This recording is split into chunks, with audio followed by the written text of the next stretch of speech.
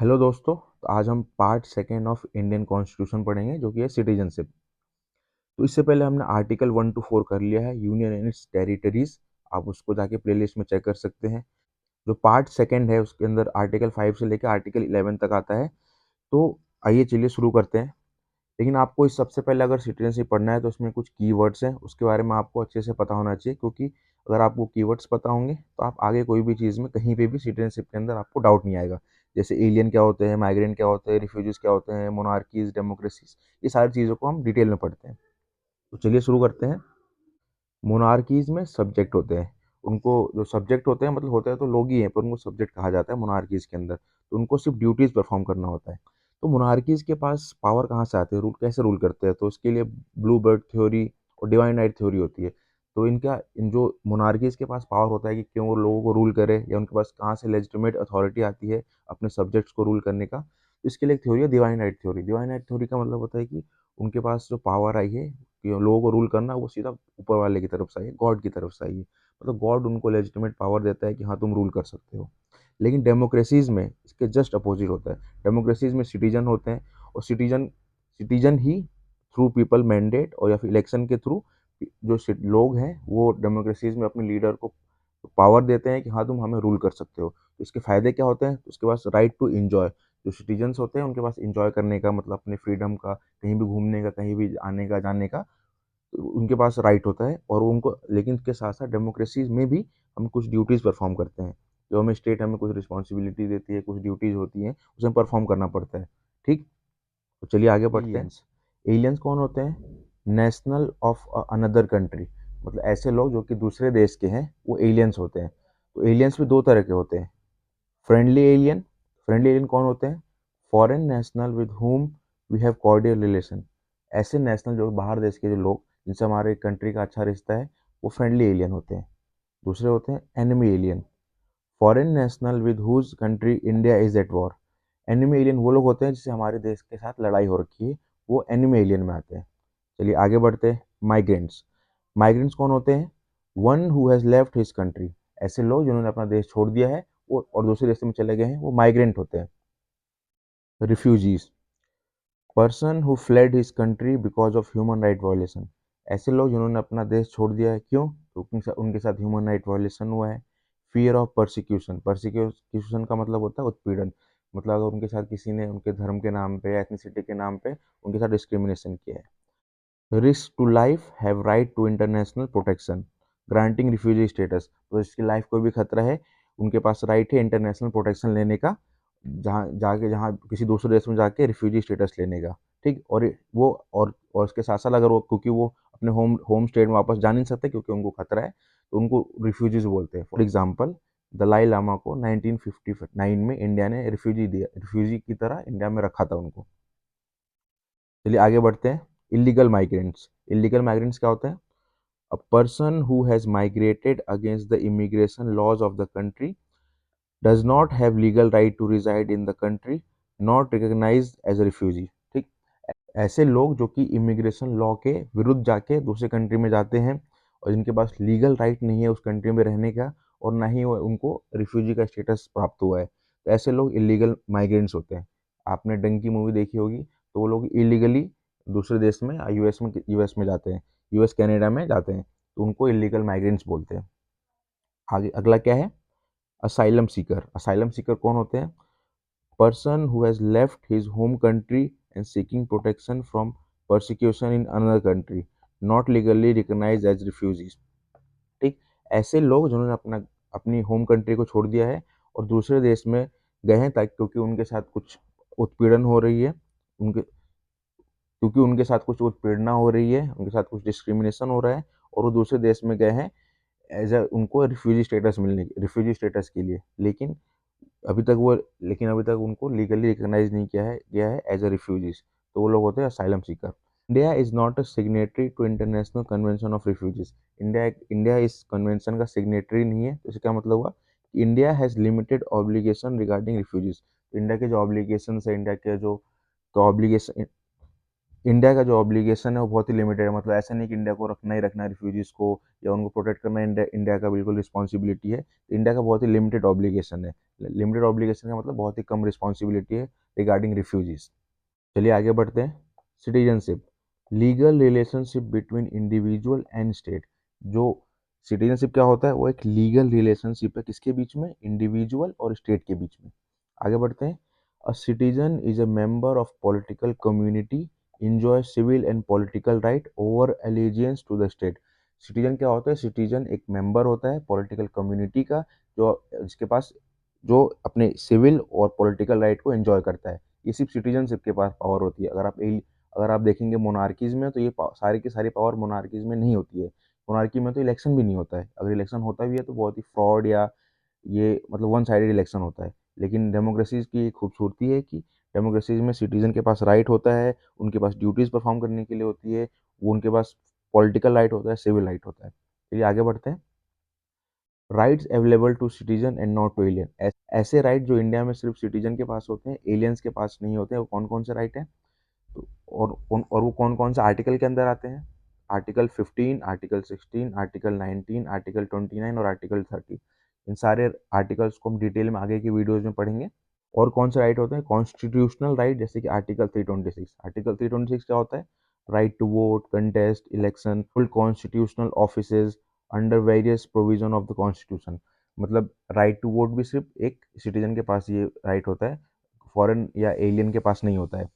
Election contest करना या कोई भी कॉन्स्टिट्यूशनल ऑफिस के अंदर अपॉइंटमेंट होना, ये सब जो भी कॉन्स्टिट्यूशन में दे रखा है, और ये जितने भी आर्टिकल मैंने आपको मेंशन किए, ये सिर्फ और सिर्फ सिटीजन्स को अवेलेबल होता है। चलिए आगे बढ़ते हैं। Principles of citizenship. सिटीजनशिप के दो प्रिंसिपल बताए हैं आपने, ये जस्ट सोली और जस्ट सैंग्विन। ये बहुत सारे कॉम्पिटिटिव एग्जाम में क्वेश्चन पूछा भी है कि जस्ट सोली क्या होता है, जस्ट सैंग्विन क्या होता है। इसको ध्यान से देखिएगा। Just solely, right of anyone born in the territory of a state to nationality citizenship. किसी का भी राइट, जो भी इस देश में पैदा हो गया, उस टेरिटरी में पैदा हो गया, तो उनके पास राइट होता है उस देश की सिटीजनशिप लेने का या उस देश की नेशनैलिटी लेने का। दूसरा क्या है? Just sanguine. जस्ट सैंग्विन क्या होता है? सिटीजनशिप इज डिटरमाइंड और एक्वायर्ड बाय द नेशनैलिटी और ethnicity of one or both parents. इसका मतलब ये होता है कि उन लोगों को सिटीजनशिप मिलना जिनके कोई बोथ पेरेंट्स या कोई भी एक पेरेंट्स यहाँ पे बॉर्न हुए हैं, तो उनको उस पेरेंट्स के बेसिस पे वहाँ की उस देश की सिटीजनशिप मिल जाना, उसको बोलते हैं जस्ट सैंग्विन। चलिए आगे बढ़ते हैं।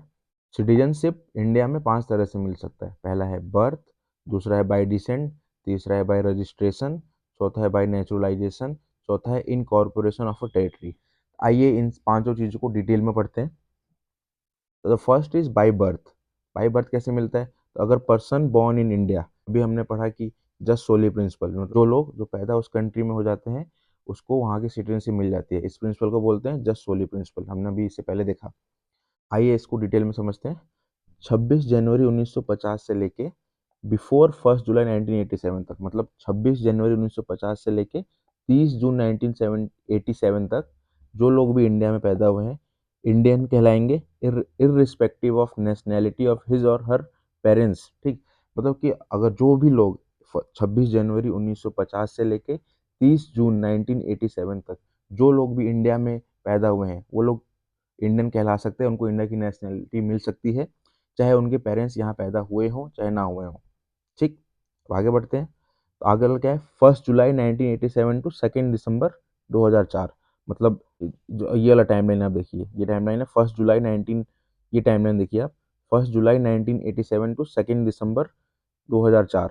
इसमें वो लोग इंडियन कहलाएंगे जो कि उनका उनका एक भी पेरेंट्स अगर इंडियन है तो, और तो वो वैसे लोग जिनका एक भी पेरेंट्स अगर इंडियन है तो वो लोग इंडियन कहला सकते हैं और उनको इंडियन की सिटीजनशिप मिल सकती है। ठीक, और आगे क्या है? आगे है 3 दिसंबर टू टिल नाउ। ठीक, टिल नाउ 3 दिसंबर से लेके अब तक, उसमें कैसे इनको किसी भी बंदे को सिटीजनशिप मिल सकती है अगर उसके बोथ पेरेंट्स इंडियन हुए। ठीक, दूसरा क्या है? One parents Indian and other parents isn't an illegal immigrant. एक पेरेंट्स अगर इंडियन है और दूसरा पेरेंट्स इलीगल इमिग्रेंट नहीं है, तो उसको भी सिटीजनशिप मिल जाएगी। तो ये होता हो गया कि बाय बर्थ से इंडिया में कैसे सिटीजनशिप मिल सकती है। सेकेंड है बाय डिसेंट। इसमें क्या होता है? Person born outside India but one or both parents Indian citizenship at the time of birth. मतलब कि ऐसे इंसान जो कि इंडिया के बाहर पैदा हुआ है लेकिन उस टाइम पे जब वो पैदा हुआ उस टाइम पे उसका एक पेरेंट्स या दोनों पेरेंट्स इंडिया के सिटीजन थे। तो उसमें क्या है, इसको इस प्रिंसिपल को हमने अभी पढ़ा, it is called just sanguine, मतलब person born outside India but one or both parents Indian citizen at the time of a birth. ठीक, आप देखिए कि मैंने ये लाइन के बाद ये टाइमलाइन भी बना रखा है, तो अगर आपको अगर इस टाइमलाइन में समझ में नहीं आ रहा है तो आप ये मार्जिन के लेफ्ट साइड में देख सकते हैं, उसको मैंने एग्जैक्ट डेट डाल रखा है ताकि आपको कन्फ्यूजन ना हो। पहला क्या है, 26 जनवरी 1950 से लेके 9 दिसंबर 1992 तक अगर वो कोई भी पर्सन इंडियन कहलाएगा इफ फादर इज इंडियन, अगर उनका फादर अगर इंडियन है तो वो बंदा इंडियन कहला सकता है। कब से कब तक, 26 जनवरी 1950 से लेके 9 दिसंबर 1992 तक। ठीक, अब अगला टाइमलाइन क्या है, लेफ्ट साइड में देखिए आप, 10 दिसंबर 1992 टू 2 दिसंबर 2004, 10 दिसंबर 1992 से लेके 2 दिसंबर 2004 तक कौन कौन इंडियन कहला सकता है, Indian if either of the parents are Indian. पहले वाले में क्या था कि अगर सिर्फ फादर इंडियन है तो हम इंडियन बोल सकते हैं।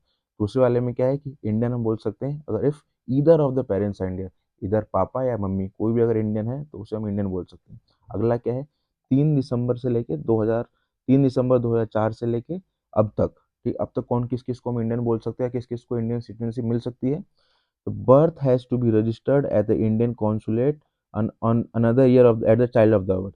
जो भी चाइल्ड का बर्थ हुआ है अगर हम उसको इंडियन कॉन्सुलेट में, जहाँ पे हम फॉरेन में जहाँ भी रह रहे हैं, उसमें हम 1 साल के अंदर अंदर अगर उसको रजिस्टर करा लेंगे तो वो भी इंडियन सिटीजनशिप में, उसको भी इंडियन सिटीजनशिप मिल जाएगी। ठीक, तीसरा क्या है, बाय रजिस्ट्रेशन। तो बाय रजिस्ट्रेशन कैसे होता है, आइए इसको समझते हैं। By application to the government of India, मतलब गवर्नमेंट ऑफ इंडिया में एप्लीकेशन देखिए, तो एप्लीकेशन देने से पहले क्या क्या क्राइटेरिया होना चाहिए, PIO resident in India for 7 year before making applying for citizenship. इसका मतलब होता है कि उनके पास PIO का रेजिडेंट होने चाहिए। PIO क्या होता है, देखिए यहाँ मैंने डिटेल में समझा है PIO क्या होता है।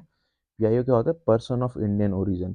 तो मतलब पर्सन ऑफ इंडियन ओरिजिन मतलब उनके दादा या पापा या ग्रैंडफादर या ग्रेट ग्रैंडफादर, कोई भी अगर इंडिया के वो बॉर्न हो रहे, इंडिया के अगर सिटीजन थे तो मतलब उनके डिसेंड में कोई भी पहले का कोई इंडिया का सिटीजन हो तो वो पर्सन ऑफ इंडियन ओरिजिन होता है। इसको स्टार्ट किसने किया था, is an initiative of Vajpayee government to attract people of Indian origin.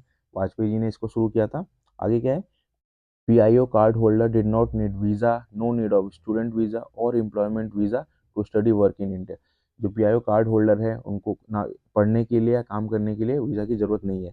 आगे क्या है, did not offer citizen benefit, no political right, only economic granted, मतलब उनको हमने उनको सिटीजनशिप नहीं दिया है, ना ही उनको कोई पॉलिटिकल राइट दिया है, ओनली इकोनॉमिक राइट ग्रांटेड है, मतलब वहाँ आके काम कर सकते हैं, उनको हमने पॉलिटिकल राइट नहीं दिया है।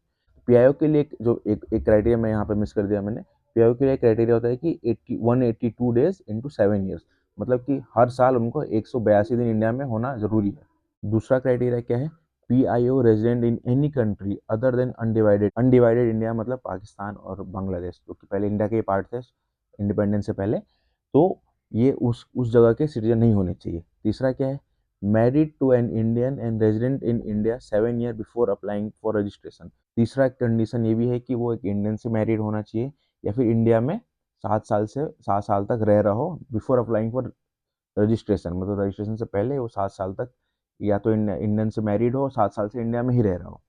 ठीक, आइए आगे बढ़ते हैं। नेचुरलाइजेशन, नेचुरलाइजेशन क्या होता है, anyone not in preceding categories that is by birth descent और रजिस्ट्रेशन। नेचुरलाइजेशन से वो लोग इंडिया के सिटीजन बन सकते हैं जो कि बर्थ और डिसेंट और रजिस्ट्रेशन क्राइटेरिया के अंदर नहीं आते। Must be a resident of India for 12 consecutive year preceding the application. Application देने से पहले कम से कम एटलीस्ट 12 साल से इंडिया में रह रहे हो। तीसरा क्या है, fulfilling criteria makes person eligible to applying but government free to decide. अगर ये 12 साल से इस कंट्री के अंदर रह रहे हो और वो बाकी बर्थ डिसेंट और रजिस्ट्रेशन के क्राइटेरिया के अंदर नहीं आते हैं तो उनको इंडिया की सिटीजनशिप मिल सकती है, लेकिन ये सारा का सारा जो गवर्नमेंट के पास ये पावर है डिसाइड करने का कि उनको सिटीजनशिप देना है या नहीं देना है। अगला क्या है, इनकॉर्पोरेशन ऑफ न्यू टेरिटरी, मतलब कोई भी नई टेरिटरी इंडिया में आती है। When India acquire a new territory, government specifies who can be citizen through an order। अगर कोई भी स्पेसिफिक टेरिटरी अगर इंडिया के पास आती है तो गवर्नमेंट डिसाइड करती है कि उनमें से कौन कौन से लोग इंडिया के सिटीजन बन सकते हैं। अगला क्या है, Puducherry France colony become part of India. जैसे पुडुचेरी का जो पुडुचेरी था वो फ्रांस की कॉलोनी थी, वो इंडिया में आ गई तो उसके भी सिटीजन इंडिया में आ गए। तो ये गवर्नमेंट के पास पावर होता है, गवर्नमेंट ही डिसाइड करती है कौन से लोग इंडिया के सिटीजन बन सकते हैं। इस तरीके से पांचों पॉइंट्स खत्म होते हैं। चलिए अब आगे पढ़ते हैं। Mode of loss of citizenship, कैसे हम इंडिया की सिटीजनशिप को लूज कर सकते हैं। तो इसमें सबसे पहला है रिनंसिएशन। इसका क्या मतलब होता है? Voluntary surrender after acquiring citizenship of another country. मतलब हम अपने देश की सिटीजनशिप को छोड़ देते हैं क्योंकि हमने किसी दूसरी कंट्री की सिटीजनशिप को अक्वायर कर लिया है, या फिर हमने किसी दूसरे देश की सिटीजनशिप को ले लिया है, तो हम अपने खुद के मन से हम इस भारत की सिटीजनशिप छोड़ देते हैं। ठीक, इसकी वजह से हम इसके थ्रू हमारी इस देश की सिटीजनशिप लूज हो जाती है। ठीक। सेकंड क्या है? टर्मिनेशन। कौन करता है terminate? By government of India. कैसे करता है?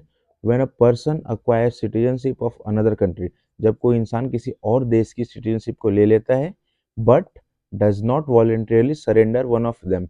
मतलब किसी और देश की सिटीजनशिप ले लिया लेकिन दोनों में से किसी एक को सरेंडर नहीं कर रहा है, तो इट कैन बी टर्मिनेटेड। ठीक। अगर मान लो, क्योंकि इंडिया अलाउ ही नहीं करता डुअल सिटीजनशिप को, तो अगर किसी एक बंदे ने दो जगह की सिटीजनशिप ले ली है तो इंडिया के पास ये राइट है, इंडियन गवर्नमेंट के पास ये राइट है कि उसकी इंडियन की सिटीजनशिप को टर्मिनेट कर दे। ठीक। अगला क्या है? डेप्रीवेशन। डेप्रीवेशन क्या होता है? If a person acquire certificate of registration और नेचुरलाइजेशन बाय फ्रॉड और कंसीलमेंट ऑफ फैक्ट। मतलब कोई भी बंदा, कोई भी पर्सन अगर इंडिया की सिटीजनशिप लेता है और लेकिन उसमें उसने कुछ फ्रॉड के थ्रू या फिर उसने कुछ फैक्ट्स को तोड़ मरोड़ के पेश करके कुछ डॉक्यूमेंट्स फ्रॉड किया है, तो उस अगर वो ऐसे कोई चीज़ करता है तो उससे उसकी सिटीजनशिप जा सकती है। ठीक। नेक्स्ट क्या है? If with in 5 year of acquiring citizenship convicted for at least 2 year of imprisonment. मतलब अगर उसको सिटीजनशिप मिला और 5 साल ही हुए सिटीजनशिप मिले हुए, और उसके बाद वो 2 साल के लिए कहीं जेल में भी चला जाता है, मतलब किसी भी केस में कन्विक्टेड हो जाता है और 2 साल की सजा हो जाती है, तो उसकी सिटीजनशिप जा सकती है। ठीक। अगला क्या है? Illegal communication with enemy during war.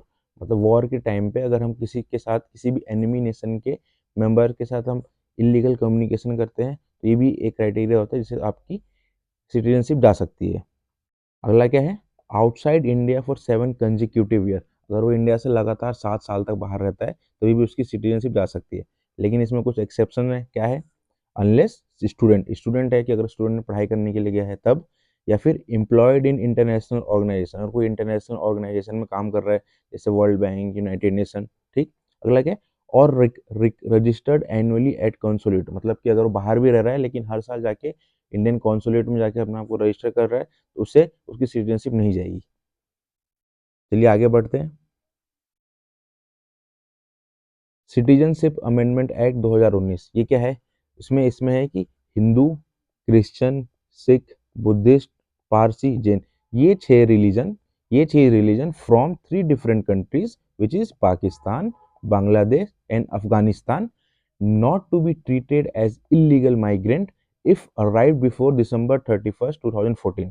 मतलब ये छह religion, Hindu, Christian, Sikh, Buddhist, Parsi, Jain, from कहाँ से? पाकिस्तान, बांग्लादेश, अफगानिस्तान। इन लोगों को, ये लोग इलीगल माइग्रेंट की तरह ट्रीट नहीं होंगे अगर ये दिसंबर 31 2014 से पहले पहले हमारे देश में आ गए हैं। ठीक। इनका और क्या प्रोविजन है कि और इनको तुरंत फास्ट ट्रैक सिटीजनशिप ऑफर, मतलब इनको बहुत जल्दी सिटीजनशिप इनको ऑफर होगी। ठीक।